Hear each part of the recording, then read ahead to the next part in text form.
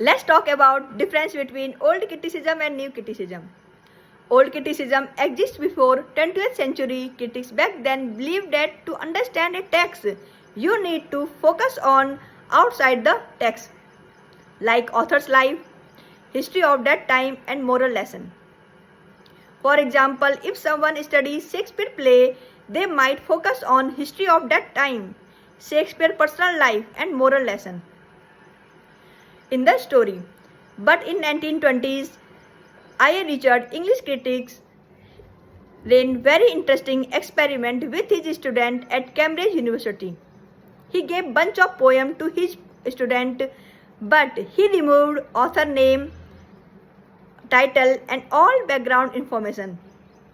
Student had no idea who wrote the text.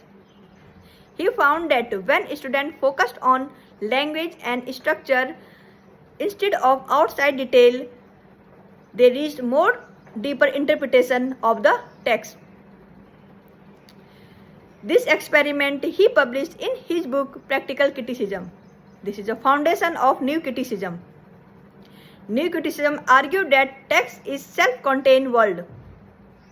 Meaning is inside the word, language and structure. चलो आज पता करते हैं old criticism और न्यू क्रिटिसिज्म में क्या डिफरेंस है।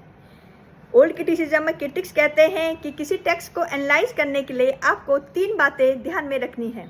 पहली, historical background of the text. जब वो टेक्स्ट लिखा गया था तो उसके आसपास हिस्टोरिकल पॉलिटिकल बैकग्राउंड कैसा था। फिर कहते हैं कि ऑथर्स की पर्सनल लाइफ, जैसे कोई टेक्स्ट लिखा गया है, उस टेक्स्ट का जो ऑथर है उसकी पर्सनल लाइफ आपको जाननी जरूरी है। फिर तीसरा कि वो टेक्स्ट आपको क्या मोरल लेसन दे देता है, ये भी जानना जरूरी है।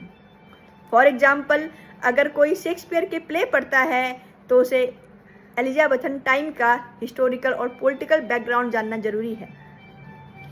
फिर उसको शेक्सपियर की पर्सनल लाइफ के बारे में जानना जरूरी है। फिर वो जो टेक्स्ट है उसका मोरल लेसन क्या है, ये भी जानना जरूरी है। बट 1920s में आई.ए. रिचर्ड ने एक एक्सपेरिमेंट किया अपने बच्चों के साथ। उन्होंने क्या किया कि अपने बच्चों को पोएम दिया बहुत सारी, और उसमें क्या किया कि ऑथर का नाम और बैकग्राउंड इन्फॉर्मेशन हटा दिया। बच्चों को कुछ नहीं पता कि वो टेक्स्ट किसने लिखा है, बस बच्चों के पास एक टेक्स्ट है जिसे उसे पढ़ना है और उसकी मीनिंग निकालनी है। बच्चों ने फोकस किया लैंग्वेज और स्ट्रक्चर पे। तो आई.ए. रिचर्ड ने पाया कि जो टेक्स्ट है वो खुद में ही कंप्लीट है, क्योंकि जो लैंग्वेज और स्ट्रक्चर है उससे ज़्यादा डीपर इंटरप्रिटेशन निकला है टेक्स्ट का। मतलब ज़्यादा टेक्स्ट ने बताया है कि उसके अंदर क्या है, क्या उस टेक्स्ट का मीनिंग है।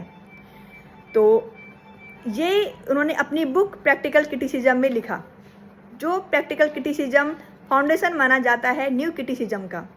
न्यू क्रिटिसिज्म ने भी ये बात बोली कि अगर आपको किसी टेक्स्ट को एनालाइज करना है तो टेक्स्ट काफ़ी है। सिर्फ टेक्स्ट के अंदर जो लैंग्वेज है, जो वर्ड्स हैं, जो मीनिंग है, जो स्ट्रक्चर है और इमेजरी है, वो काफ़ी है टेक्स्ट के अंदर की बातें आपको बताने के लिए।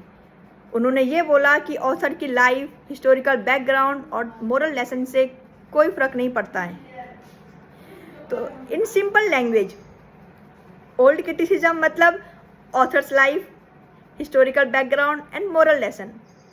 न्यू क्रिटिसिज्म मतलब लैंग्वेज, स्ट्रक्चर एंड इमेजरी।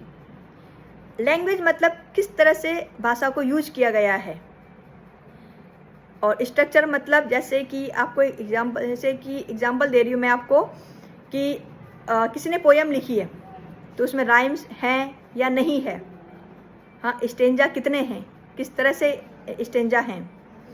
फिर जैसे किसी ने ड्रामा लिखे हैं तो कितने एक्ट के हैं, कितने सीन हैं।